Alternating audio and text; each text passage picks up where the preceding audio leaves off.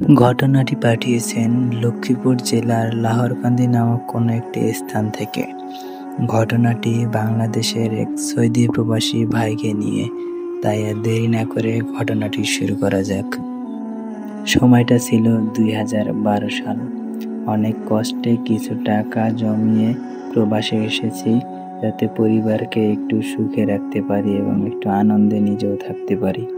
আমার চাকরি হয়েছে সৌদি আরবের একটি খেজুর বাগানে, যে বাগানের আশেপাশে কোনো বাড়িঘর নাই, শুধু বাগান পহরা দেওয়ার জন্য একটা মাজরা রয়েছে, আর ওই মাজরাতে আমি একাই থাকি। মাজরা বলতে বোঝায় বাগান বা খামার দেখাশোনার জন্য ছোট্ট বাড়ি। এইখানে আমার কাজ হলো খেজুর বাগান দেখাশোনা করা, এবং খেজুর বাগানের সাথে একটি উটের খামার আছে, সেগুলো দেখাশোনা করি আমি। আমার মাজরা থেকে বাজার ঘাট অনেক দূরে, তাই বলে আমি 1 সপ্তাহ পর পর বাজার করে নিয়ে আসি। ওই দিন সারাদিন খেজুর বাগান পরিষ্কার করার কাজে ব্যস্ত ছিলাম, এবং সন্ধ্যার দিক উটের খাবার দেওয়ার পর রাতে আমি বাজার করতে গিয়েছিলাম বাজারে।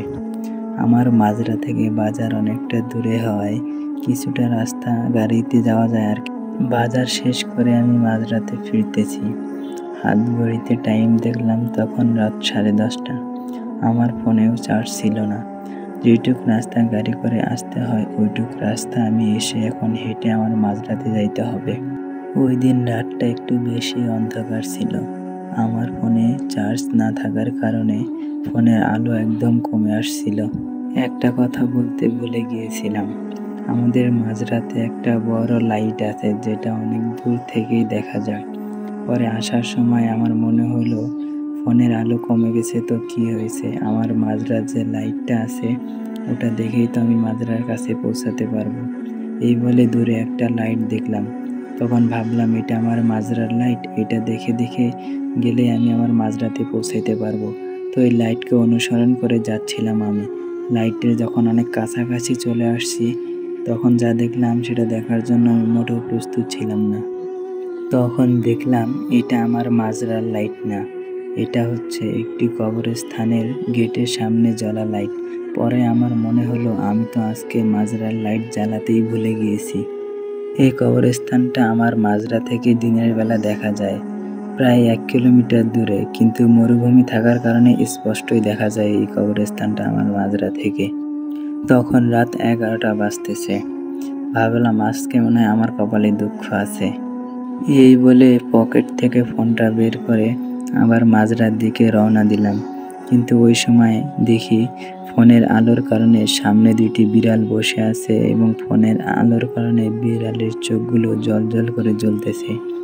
আমি দেখে খানিকটা ভয় পেয়ে গেলাম।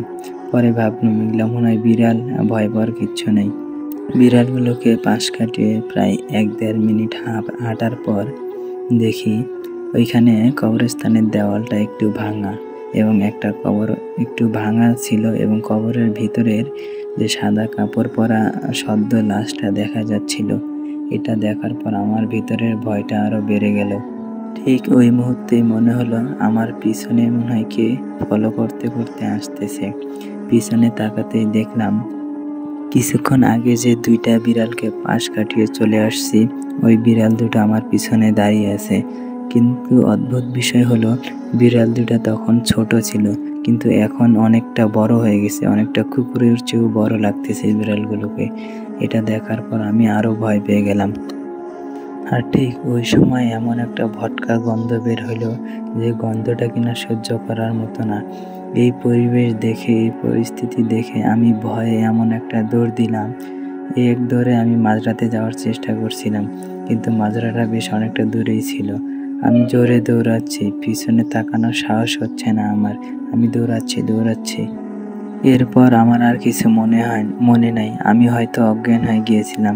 তারপর দিন সকালে দেখি চোখ খুলে আমি আমার মাজরায় বিছানাতে শুয়ে আছি, আর আমার পাশে আমার কফিল। আমি কফিলকে জিজ্ঞাসা করলাম যে আমি এখানে কিভাবে আসলাম। পরে কফিল আমাকে বলল আমি নাকি কালকে রাতে কবরস্থানের পাশে অজ্ঞান হয়ে পড়েছিলাম, আর উনি মাঝরাতে আসছিল আমাকে দেখার জন্য। মাঝরাতে আসে দেখে যে আমি নাই, এই জন্য খোঁজাখুঁজি করে ওই রাস্তা দিয়ে যাচ্ছিল। পরে ওইখানে আমাকে অজ্ঞান অবস্থায় পেয়ে গাড়িতে করে নিয়ে মাঝরাতে চলে আসছে। এই ঘটনার পর আমি কফিলকে সবকিছু খুলে বললাম যে, কফিল, কালকে রাতে তো আমার সাথে এরকম এরকম ঘটনা ঘটেছে, তো এখন কি করা যায়?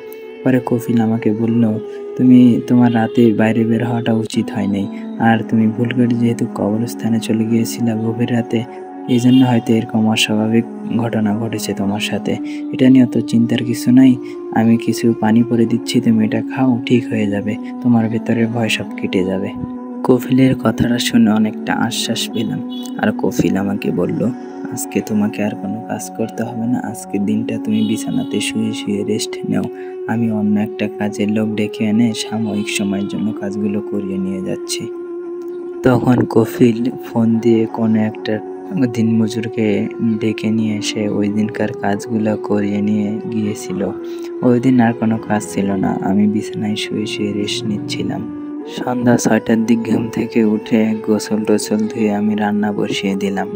রান্না বসানোর পর রান্না হয়ে গেল এবং খেয়ে দিয়ে ঘুমিয়ে পড়লাম একটু তাড়াতাড়ি।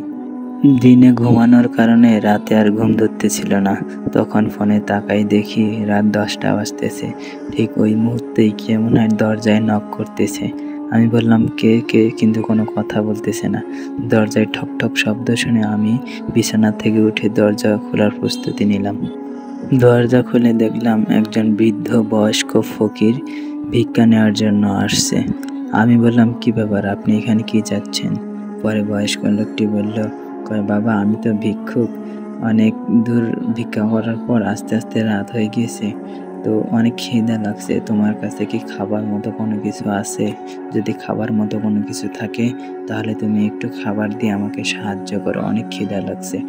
আমি মুরব্বিকে বললাম যে, চাচা, আমার কাছে তো ওরকম কিছু নাই, তো রুটি আছে, আপনি চাইলে খেতে পারেন।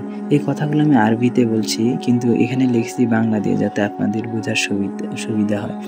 পরে ওই চাচাকে আমি শুকনো রুটি খেতে দিলাম, আমার কাছে রুটি ছাড়া আর কিচ্ছু ছিল না। সাথে 1 গ্লাস পানি এনে দিলাম, উনি পানি খেলো এবং রুটিটা খেলো। আমি বললাম, এত রাতে এখন বাসায় ফিরবেন কিভাবে? তখন চাচা বলল, হ্যাঁ, আমি এটাই ভাবতেছি, এখন এত রাতে বাসা ফেরা তো মনে হয় সম্ভব হবে না, আর এই মরুভূমি তো ফাঁকা, অনেকটা রাস্তা হেঁটে যেতে হয়। তখন আমি বললাম যে, আমি তো মাঝরাতে একাই থাকি, আপনি চাইলে পাশে একটা রুম আছে, আপনি থাকতে পারেন। পরে ফকিরটা আমাকে বলল, হ্যাঁ, তাহলে তো খুব ভালোই হয়, আমার জন্য অনেক উপকার হয়। এই বলে আমি ফকিরটাকে নিয়ে পাশের রুমে দেখাই দিলাম এবং বিছানা সব ঠিক করে দিলাম, যাতে উনি ঠিকমতো ঘুমাতে পারে। ওনাকে রুম গুছিয়ে দেওয়ার পর আমি আমার নিজের রুমে চলে আসলাম।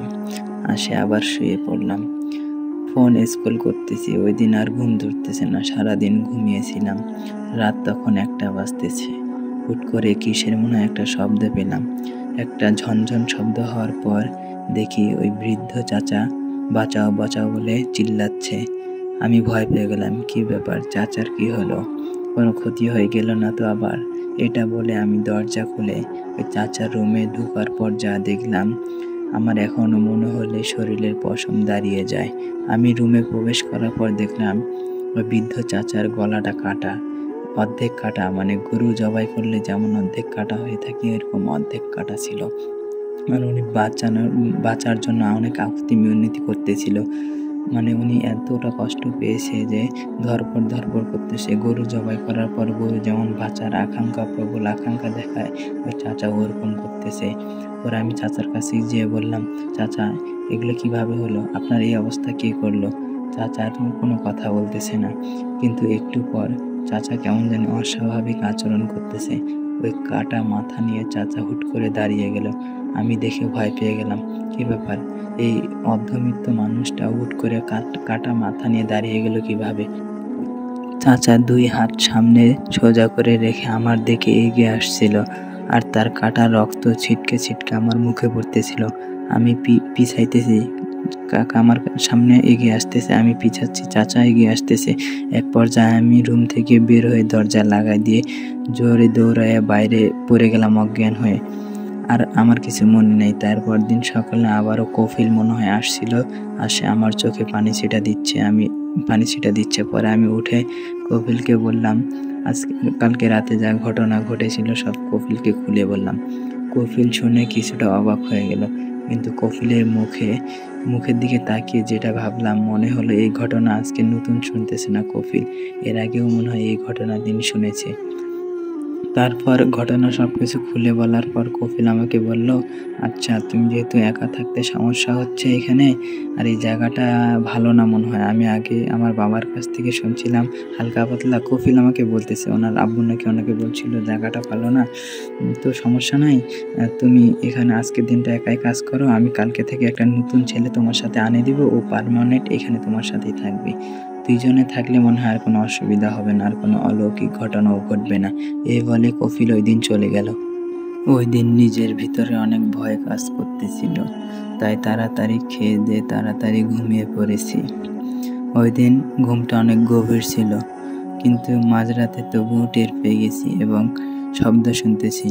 রুমের পিছন দিকটি থেকে অনেক ভয়ঙ্কর শব্দ আসছিল এবং ছোট বাচ্চার কান্নাও শুনতেছিলাম, কিন্তু কোনোভাবেই রুম থেকে বের হইনি। কাঁথা মুড়ি দিয়ে অনেক চোখ বন্ধ করে অনেক কষ্টে ঘুমিয়ে পড়েছি। যাক, আলহামদুলিল্লাহ সকাল হয়ে গেছে, কিন্তু ওই দিন কোনো কিছু আর হয়নি আমার। পরে দেখি সকাল 10টার দিক কফিল আসছে একটা নতুন ছেলেকে নিয়ে। ভাগ্য ভালো ছিল যে ও আমার মতো বাংলাদেশি ছিল, এই জন্য আর কি ভালো লাগলো যে নিজের দেশের কোনো একটা ছেলের সাথে একসাথে কাজ করব। আর ওই দিন কফিল আমাদের জন্য বাজার থেকে সব কিছু বাজার করে নিয়ে আসছিল, যার জন্য আর আগামী কয়েকদিন বাজারে যেতে হবে না। আর আমি নতুন ছেলেটাকে সব কাজ ঠিকমতো গুছিয়ে দিলাম এবং খেজুর বাগান কিভাবে পরিচর্যা করতে হবে এবং উটকে কিভাবে খাবার দিতে হবে সব কিছু বুঝিয়ে দিলাম। ছেলেটাকে দেখে মনে হলো সহজ সরলই আছে এবং কাজ সব কিছু ঠিক মতোই করতে পারবে। কফিল আমাকে যাওয়ার সময় বলে গিয়েছিল যে এই অলৌকিক ঘটনা বা ভৌতিক ঘটনা সম্পর্কে নতুন ছেলেটাকে না বলতে, তাহলে ও আগেই ভয় পেয়ে যাবে। তাই আমি এই সম্বন্ধে আর ওকে কোনো কিছু জানাইনি। ওই দিন রাতে দুজনের রান্না ঠিকমতো করলাম এবং দুজন ঠিকমতো খাওয়া দাওয়া করে একই রুমে দুজনে শুয়ে পড়লাম। রাতে ঘুমাতে একটু দেরি হলো, কারণ ওর দেশের বাড়ি সম্পর্কে, বাবার সম্পর্কে সব কিছু নিয়ে গল্প করতেছিলাম। অনেক দিন পর আর কি মন খুলে গল্প করতে পারতেছি, যে নিজের মাতৃভাষা দিয়ে আরেকজনের সাথে কথা বলতেছি।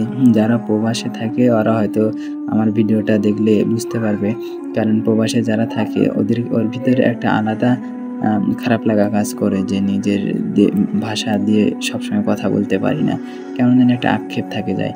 তাই যখন কোনো বাঙালি পায় তখন কথা বলে একটা তৃপ্তি পাওয়া যায়। হ্যাঁ, আমিও ওই দিন রাত 12টা পর্যন্ত ওর সাথে গল্প করলাম, বেশ অনেকটা আনন্দ লাগতেছিল, ভালো লাগতেছিল। এরপর বললাম যে আচ্ছা আজকে আর গল্প করবো না, তুমি ঘুমিয়ে পড়ো। এই বলে দুজন দুই পাশে হয়ে ঘুমিয়ে পড়লাম। তারপর রাত তখন 3টা বাজে। আমি একবার ওয়াশরুমে, আমাদের আর কি অ্যাটাচ বাথরুম ছিল, তো রুমের ভিতরে ওয়াশরুমে গেলাম। ওয়াশরুম থেকে আবার এসে ঘুমিয়ে পড়লাম। ঘুমিয়ে পড়ার কিছুক্ষণ পর এই ফজরের আজান দিল, তো নামাজ পড়ার জন্য উঠলাম, কিন্তু উঠে দেখতেছি ওই নতুন ছেলেটা নাই। আমি একটু অবাক হয়ে গেলাম, কি ব্যাপার, নতুন ছেলে কোনো কিছু চেনে না ঠিকমতো, কই গেল হাঁকাও। পরে আশেপাশে, মানে তখন ফজর হয়েছে কিন্তু কিছুটা অন্ধকারই ছিল, আশেপাশে খুঁজতে লাগলাম। আবার খেজুর বাগানের ওইদিকেও গেলাম। খেজুর বাগানের ওইদিকে যায় দেখি যে ওই ছেলেটা খেজুর বাগানে যে আমরা পানি দিয়ে একটা নালার মতো থাকে, ওই নালার ওই পাশে কীভাবে মনে চলে গিয়েছিল। নালার ওই পাশে যায় কাপড় ভিজা অবস্থায় ছিল, মানে মাটিতে শুয়ে পড়ে আছে এরকম।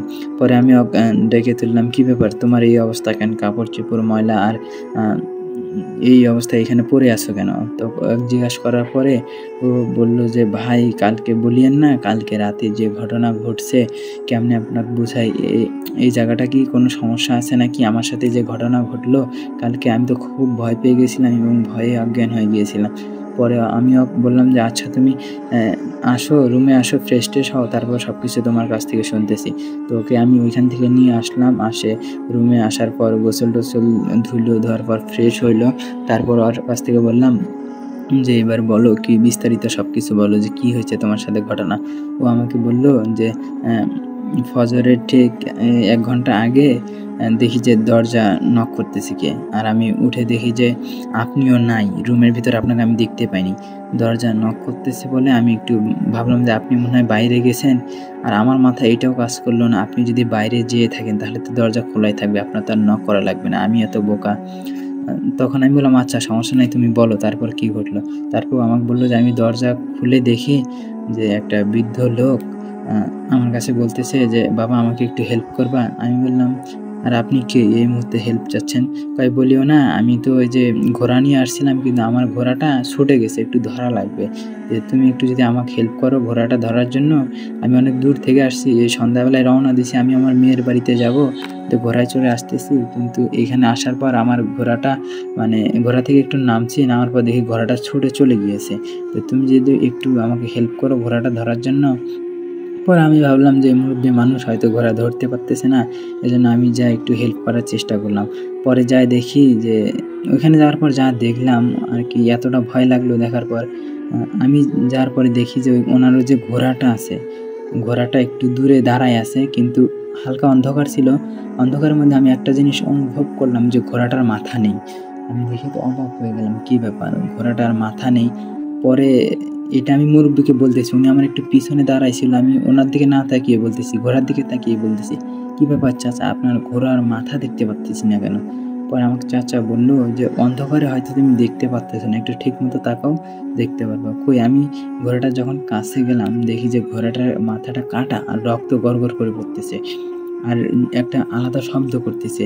মানুষ ভূত ধরলে যেমন নাক দিয়ে একটা শব্দ করে গাংরানো শব্দের মতো, বা ওই যে উট জব করলে যেমন শব্দ হয় ওইরকম একটা শব্দ করতেছে ঘোড়াটা। পরে আমি চাচাকে বললাম, "কি ব্যাপার?"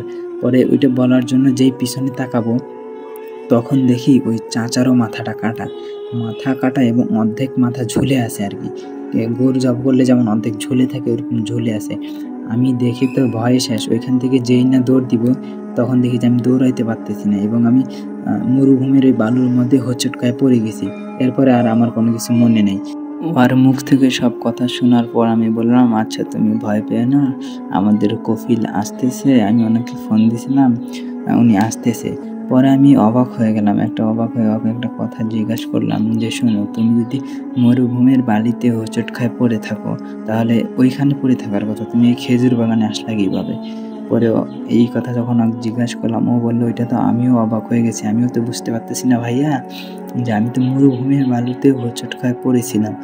ওইখানে অজ্ঞান হয়ে গেছিলাম। তাহলে তুমি ওইখানেই থাকার কথা। আমি এই খেজুর বাগানে কিভাবে আসলাম এটা তো আমি বুঝতে পারতেছি না।" আমি বললাম, "আচ্ছা বাদ দাও, হয়তো কোনো ঘটনা ঘটছে তোমার সাথে।" এটা বলে বললাম, "তুমি কিছুক্ষণ রেস্ট নাও, আর আমাদের কফিল আসতেছে, আসলে ওনার সাথে সব কথা হবে।" এ বলে আমি ওনাকে রেস্ট নিতে বললাম আর উনি একটু শুয়ে পড়ল। শুয়ে ঘুমাচ্ছে দেখলাম। তো ওইদিন কফিল আসার কথা ছিল। তো কফিলের বাসায় একটা ইমার্জেন্সি কাজ থাকার কারণে কফিল আর আসতে পারেনি। তো কফিলের ছোট ভাইকে পাঠিয়েছে। তো কফিলের ছোট ভাই আসছে আমাদের সাথে দেখা করলো। পরিচয় দিল যে উনি আমাদের কফিলের ছোট ভাই। তো পরিচয় শোনার পর ওনাকে হালকা একটু নাস্তা দিলাম, নাস্তা করলো। তারপরে ওনাকে সব ঘটনা খুলে বললাম যে, "শোনেন, এই যে কয়েকদিন থেকে এরকম ঘটনা ঘটতেছে।" তখন আমি আমার সাথে যে ঘটনাগুলো ঘটছে ওগুলো খুলে বললাম যে, "আমার সাথে এরকম ঘটনা ঘটছে। আর গত রাতে যে এই নতুন ছেলেটা আসছে ওর সাথে ওগুলো ঘটনা ঘটছে।"